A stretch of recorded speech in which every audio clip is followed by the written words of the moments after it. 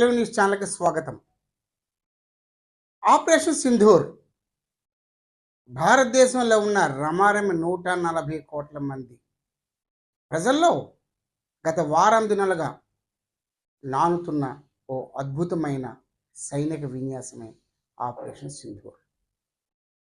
Operation Sindoor ద్వారా భారతదేశ త్రివిధ దళాలు అనగా ఇండియన్ ఆర్మీ, ఇండియన్ నేవీ మరియు ఇండియన్ ఎయిర్ ఫోర్స్, తెలుగులో చెప్పాలంటే భారత పదాతి దళం, భారత వాయుసేన దళం, వైమానిక దళం మరియు భారత నావికా దళం, ఈ 3 త్రివిధ దళాలు అద్భుతమైన నైపుణ్యంతో, పటిమతో, వీరోచితంగా పాకిస్తాన్ చేసిన దుశ్చర్యకు ప్రతీకారంగా చేసినటువంటి ఈ ఆపరేషనే ఆపరేషన్ సింధూర్.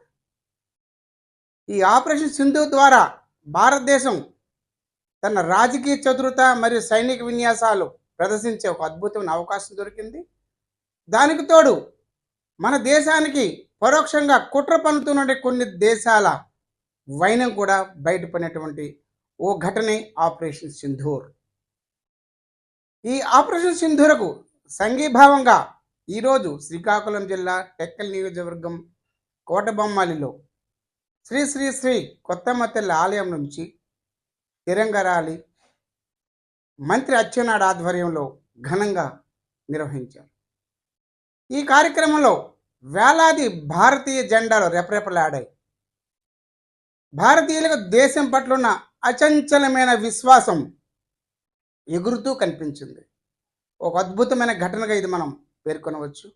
ఈ ర్యాలీలో మంత్రి అచ్చెన్నతో పాటు అధికారులు, కూటమి నాయకులు మరియు పెద్ద ఎత్తున అధికారులు కూడా పాల్గొని వారు తమ దేశభక్తిని చాటుకున్నారు.